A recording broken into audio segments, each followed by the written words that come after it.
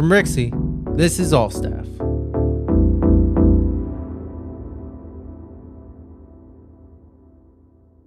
Tanner, you released a song yesterday. How did it go? Honestly, it went really well. I'm still in the process of kind of releasing it because I have to, I have to share all the. I got playlisted like 5 times, which is cool, from some Submit Hub like submissions that I did, and Very cool. That's dope. really supportive open mic that I went to, and I got to play like basically my whole new EP. So that was super cool. I had a lot of help from my fiance, which is super cool. For anyone listening, her name's Maddie May, and she played lead guitar on the record and took the picture that was presented with the record. Obviously, you guys sharing it is super helpful as well, so I appreciate that. We'll see. I think it's going to be a good first week, all things considered, because yesterday kind of sucked. But in the scheme of world events, it felt kind of weird to release a song on a day that there was an attempted coup. So, which was wrong, by the way. Figure I'd just make that point 100% clear. Absolutely. That's the general consensus. Tanner, you're kind of All Staff's first quote-unquote guest.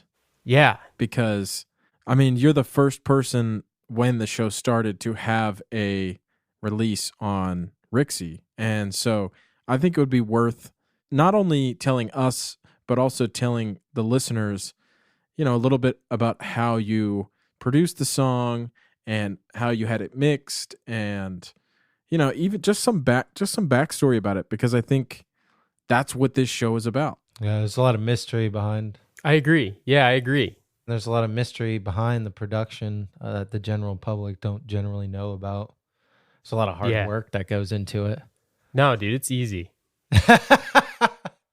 Wait, aren't we supposed? Isn't that how to do cool? Like, isn't that the cool thing to do? Is make it look really easy? Were we just talking about how we didn't know what Mason does?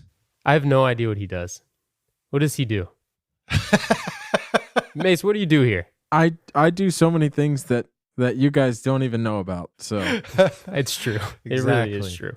Tell us about the inspiration of the song and how you recorded it. I want to know start to finish. I self-recorded everything over the past, I think it's probably been 6 months to a year. Kind of pieced together. When I started writing the song was about maybe 2 years ago. I was writing this, what felt like a cosmic love letter of sorts to who I didn't actually know yet. I didn't know who it was for. And I always felt like that. And then I finally started workshopping it and playing it with, like I told you guys, my fiance, and it came together due to the live performance of it, which is super cool. I think when you live perform something, you learn a lot about a song that maybe you wish you had known if you didn't. I think it's worth telling people, especially how you recorded the drums, because it's kind of unique. Yeah. Thanks for asking about that. The last 2 songs I've set up my trap kit that I play with AP Project, and just like mono recorded those. But this song has a really big tom hit in it, and a guy on my adult league soccer team lent me his electronic drums recently. So I have a pretty sweet electronic drum set. Shout out to Evan Law. He was like, I trust you. We've known each other for a month. I was like, dude, I'm not going to take these to gigs. I will take care of them because they're very nice. But I think he could tell that I wasn't going to mess up his drum kit. Yeah. And what's really cool is that I put it on a record. It's these really cool electronic drums that I basically used MIDI into the computer and played the drum parts that, turned into a MIDI section. I think it's interesting because as a past drummer, I always try and pick out tracked, like fake, if you will, quote unquote, fake drums on recordings. I didn't really pick it out until you told me. I said, maybe the hi-hat sounds a little bit modulated, like not modulated, but a little bit more fake, but I didn't really pick it out until you said it. And I was like, oh yeah, I guess it does. But that's a good thing. you know? It is, yeah. Thank God you didn't. I mean, it's just a really like kind of perfect recording of a real drum kit, you know, that they're using. Like, but the fact that I got to actually play the sections like exactly how I feel them, you know, I played every instrument besides the lead like guitar solo at the end, which again, like that is something that Maddie and I had workshopped at gigs. Yeah. For the past like 6 months, like a lot of these outdoor ones that we were doing, I was sort of trying to work on this song. I think it's a strong record, and I think one of the big points about this record is how you mixed it. So I would love to hear that story. Yeah, and I'll try to make this quick. I basically went through the normal stages of just making little edits and little cuts, pressing it, listening to my car, listening to it on like a mono speaker, headphones, all the above. But I finally was like, oh man, this song has been 2 years in the making, and I recently got a paycheck from a electronic music club that I started at the school I work at, which is super cool. A lot of really talented students of mine have started making like really awesome electronic music. That's super cool, dude. I didn't know you were doing that. Yeah. They're all DJs now. They're all hired DJs. They're all moving to Miami tomorrow. Yep. Right? They're all on their way to Miami. They quit school. No, they are still in school. Oh my God. Their next project is going to be remixing some of the samples from this record, I think. I think that's what I'm going to do. But yeah, so I ended up sending it to a guy named Mike Butler. He is a mix engineer in San Diego. And he's worked on like some really cool records, like Ray LaMontagne apparently, and the Shins, Diet Sig. Oh, I know Diet Sig. He apparently has worked on all of these groups' musics. I've got their music on my playlist right now. That's awesome. It's called they're a bubble grunge group. Nice.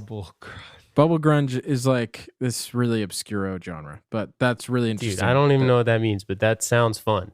Bubble grunge, look it up. But yeah, you sent it to him, and the mix was awesome. I did, yeah, and he did an awesome job, and he was super cool. I used a service called Sound Better, which is a new Spotify like endorsed brand. Yeah, it went well. Thank you for asking about it, both of you. Appreciate that. It's actually perfect timing that you put out a song now, because it gave us the opportunity to show people what All Staff can be. It's the story behind the music, the podcast, whatever it is. So I think it's perfect timing. We appreciate you talking to us about it.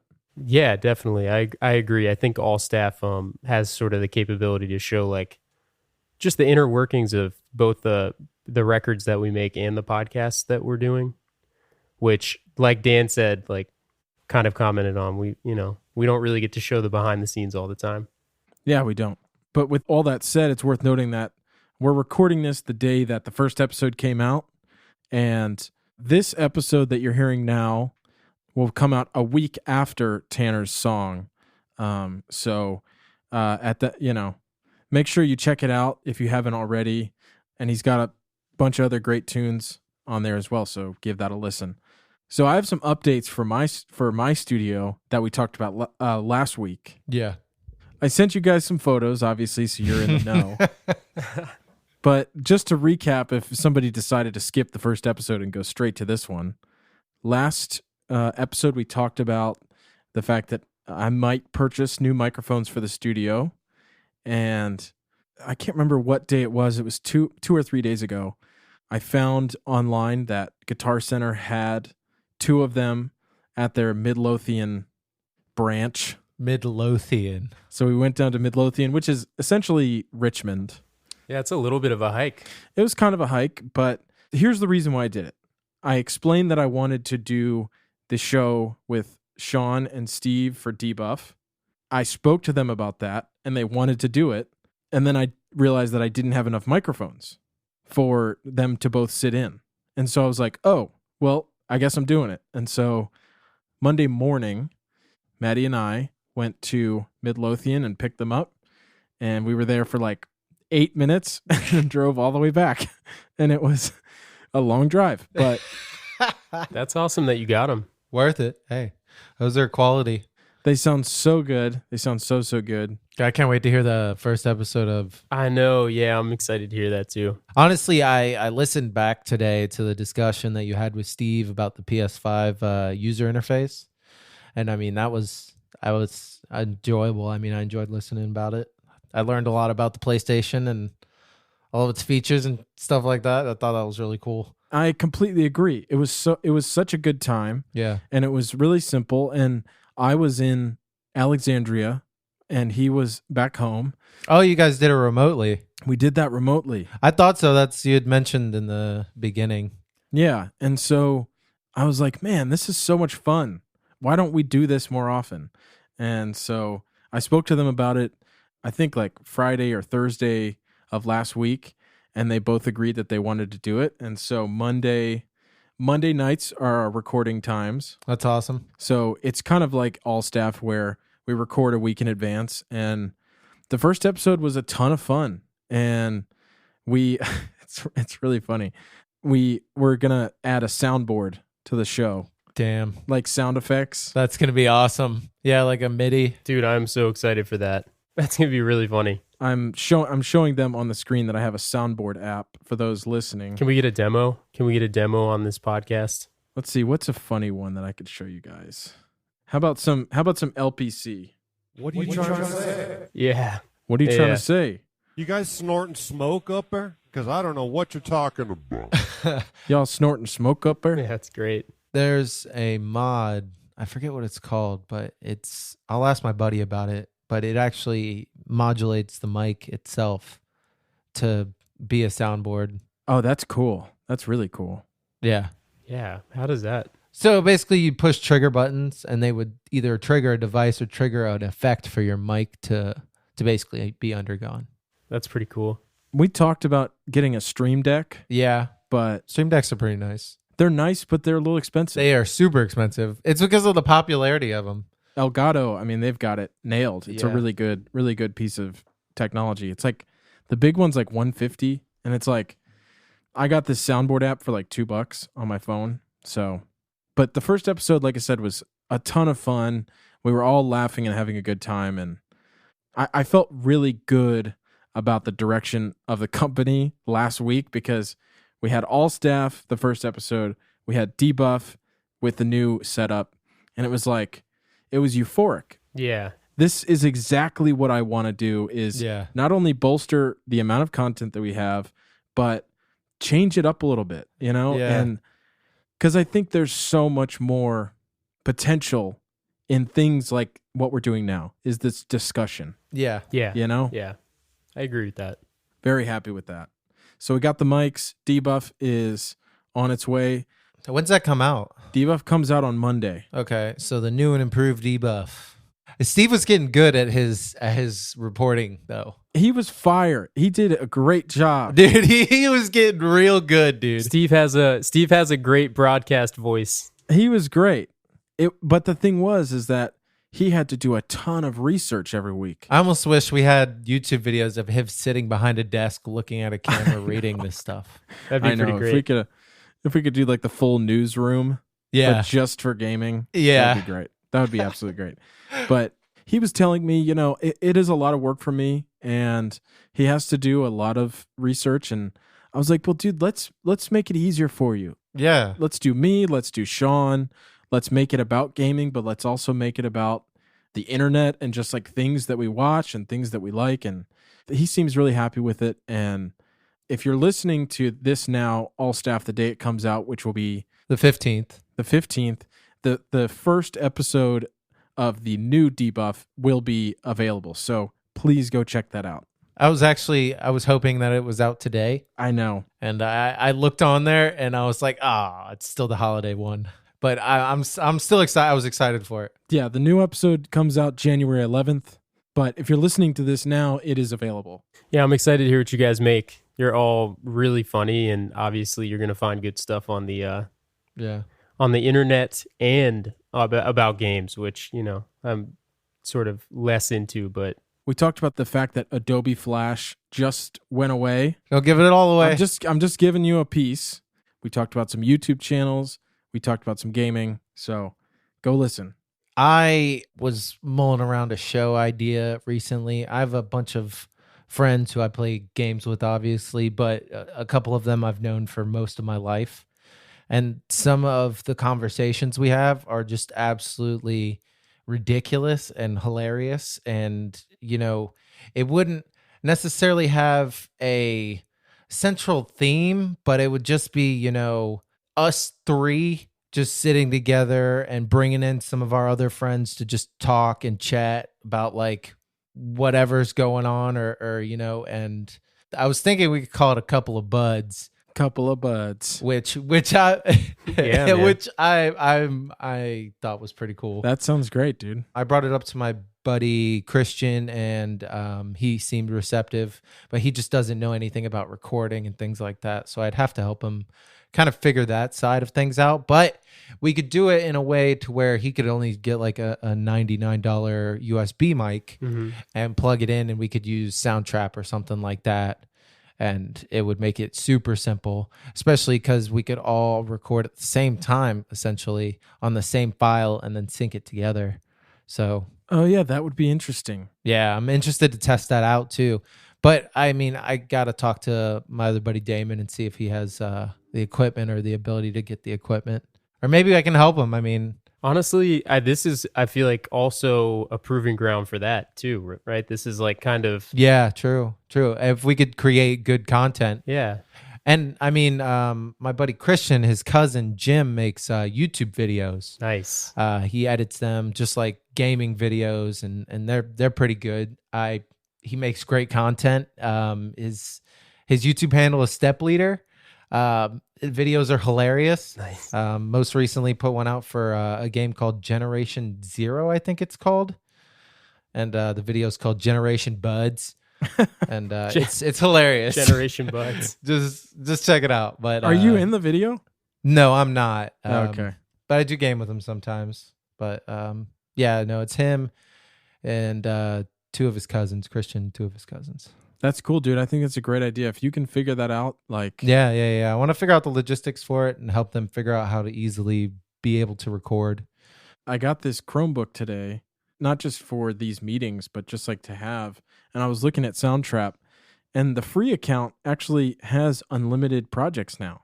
Yeah. I noticed that recently too. Which I didn't know. They used to only have 5. Oh, that's cool. Yeah. So now the free account has unlimited projects. It's like heavily 900 loops, 200 instruments. But for podcasts, I mean, what's the limits on it? So the thing is, you can pay like $12 a month, and you can get... Well, you can pay the lowest amount, and you can get unlimited projects. You can get remote interviews. Yeah, dude, Soundtrap is the best, man. I'm going to start using it a lot more with this computer. It is pretty cool. I'm not gonna lie. I just kind of doodle on little songs and make some cool little Nice. little beats and stuff. Tanner, aren't your students using it? They are. Yeah, I was going to say I use the educational version of it. That's awesome. It is so cool, seriously. I think it may be worth reaching out to Soundtrap, just to create a contact there. I could work on trying to figure that out. Just like a business to business contact. Yeah, one of the educational people as well. I feel like that could help me get through to someone. Yeah, I mean, I'd love to build a relationship with them. It's a great company, and they have a great product. I Agreed. use it pretty frequently, yeah. Agreed. I really feel like Soundtrap, or even just like these online DAWs, I feel like it's the future. It is. I know I said this like a year ago, Yeah. but like being able to work on the go and having all of your processing power being in the cloud, it makes so much sense. It does. It doesn't make sense for your computer to have to run so much and so hard in order to be able to record something. It's true. It's almost like music as a Google Doc. Yeah. Yeah. Yeah, it really is. But there are some limitations. There are limitations, for sure. Mm-hmm. I will say sometimes the loading or the saving is a difficult issue, but Yeah. that's only if you're dealing with like hour-long files and things like that. True. But that's yeah, that's the podcasting side of it, I can't imagine being a lot easier because of online stuff. We were trying to do it for Feed the Jar, which was for separate Yeah. tracks, Yeah, that's a all lot, dude. 1 hour and 45 minutes to 2 hours in length uncut. Yeah. And it was like gigabytes and gigabytes of data. Mm-hmm. Dude, Feed the Jar, those Logic files are intense. Huge. Those are not good for Soundtrap. Like, Soundtrap is good if you have 2 to 4 people talking and that's it. No sound effects, no music. Oh, that is another something I would like to talk about. I would like to start trying to figure out a season 2 reboot of Feed the Jar, but just Yes. like That's a good us idea. playing D&D, Yeah. And I've been kind of deving some stuff with some friends, which is like a different world than the one you guys were in, so it would shift from what we were originally planning and had already recorded a couple of episodes Yeah. for Yeah. until the coronavirus hit and we all this shit. No, dude, I think that's a great idea. The biggest thing, and I was going to say, like, we can talk about this after, but this is where we talk about it. Yeah. The biggest thing is figuring out essentially like a couple days or like 2 or 3 days over a couple weeks where we say, okay, we're going to play from here to here and we're going to get like 4 or 5 episodes out in one day. Yeah. The problem with the way that we did it last time, and we went over this in the commentary, was we were very lackadaisical about recording. We were having fun, Yeah. but we were also recording. Yeah. And I think there was a little bit more fun to be had than there was actually producing a show. No doubt. It was a good time. It was a great time. It was a great time. But I think if we want to do it, we have to say, okay, we're going to record 4 episodes on Saturday and we're going to record 4 episodes on Sunday, and they're each going to be an hour long. Dude, you're speaking like to my soul right now. I love D&D so much. I would be willing to dedicate that amount of time on a weekend to do that. The best time is probably going to be in the next month or so, because But the thing is I hate to tell people this who like the show, but I wanted to bank the episodes and edit them first and properly, and then we release them, as opposed to doing what we did last time and having to rush through the edits. And maybe, not catching everything or not doing it as well as we wanted to. Not saying they weren't done great, because you did a fantastic job on editing them. But we did them last minute. We did Yeah. them up until the last day. Yeah, And that yeah, was yeah. our fault. But see, that's where I think we have to say, we have to get very serious about the production, where we're like if we say, okay, the season 2 is going to be 30 episodes, let's say. Yeah. We need to pick these like 4 or 5 days where we're gonna play it all. Mm-hmm. And it's just, that's what we're gonna do.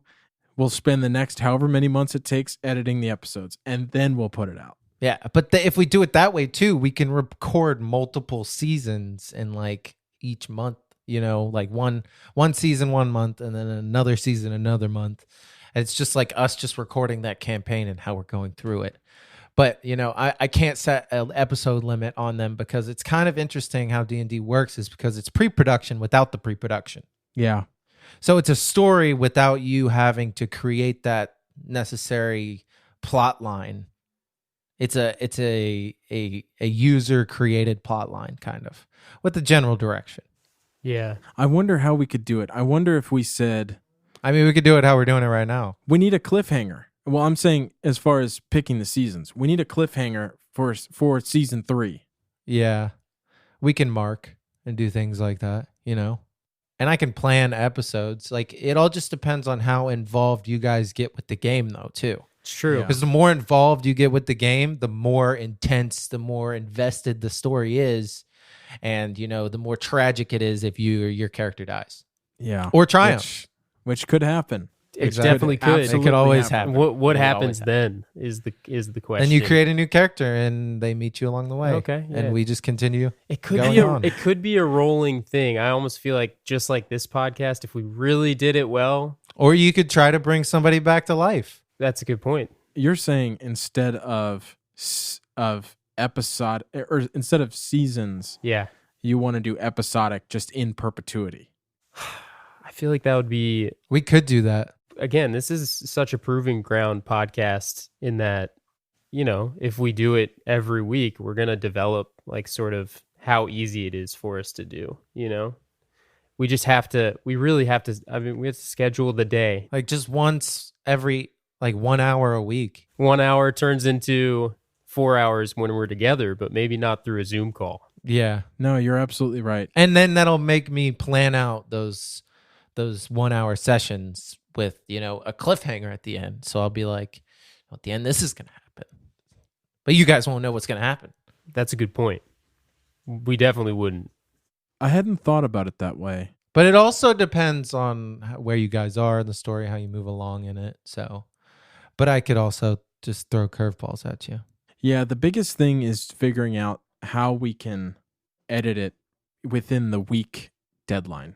Mm-hmm. Mm-hmm. We could just create those and then bank them. You know what I'm saying? Yeah. Like we could record them, we could play with it, edit a little bit if we want. Those edits might also become easier with the soundboard. True. That is true. That is so true. I didn't even think about that. What if that was part of that?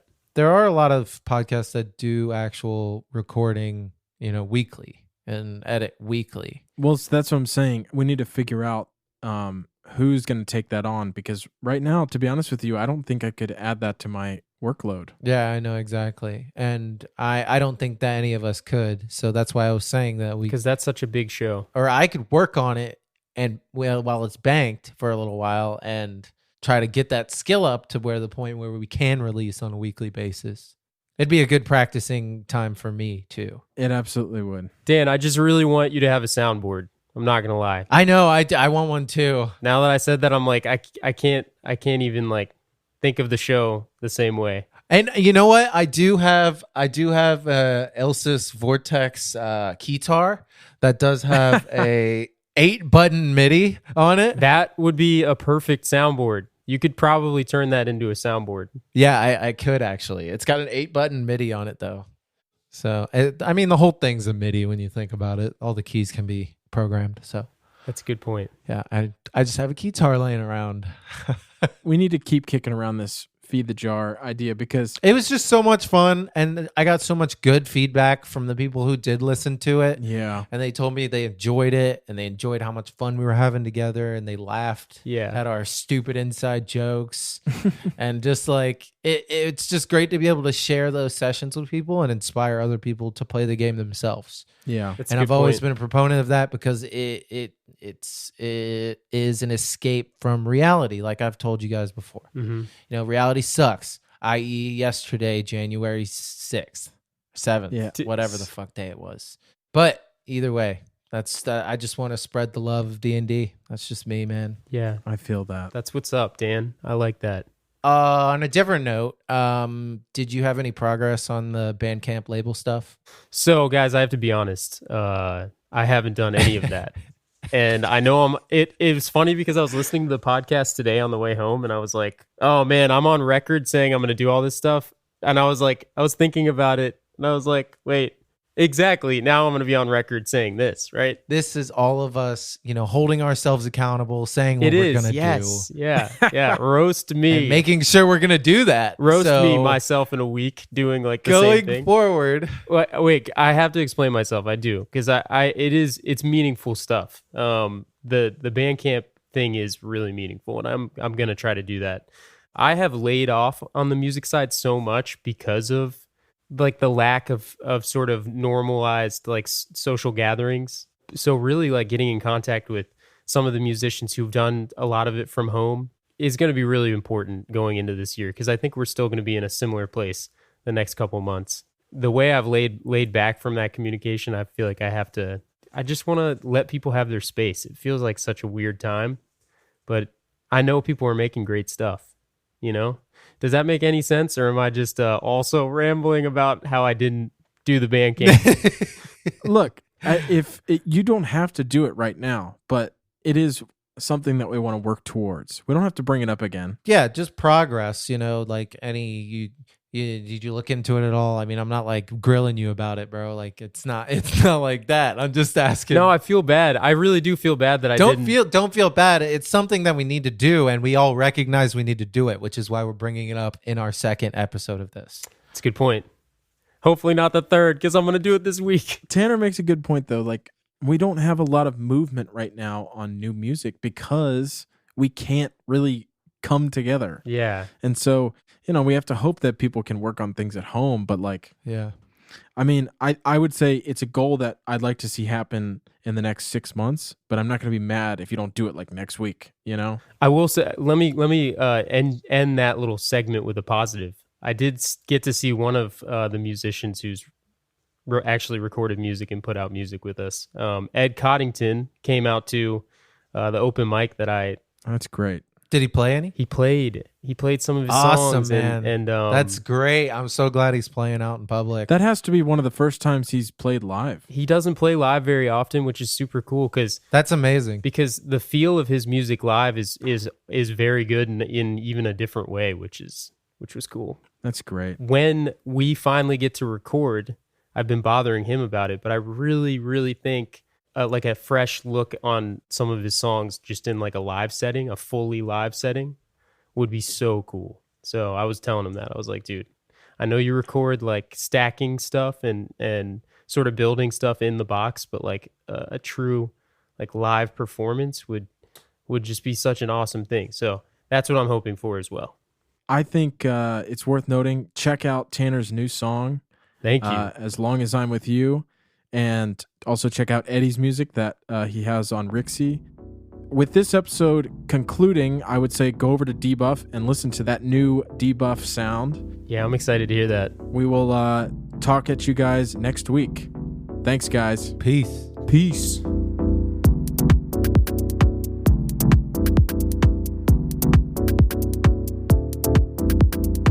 All Staff is a production of Rixie, edited and mixed by myself, Daniel Walker, and Tanner Carlton. If you want to keep up with all things Rixie, follow us on Instagram at rixie.co. That's RIXEY.co. And if you're listening on Apple Podcasts, leave us a review and rate the show. It really helps out.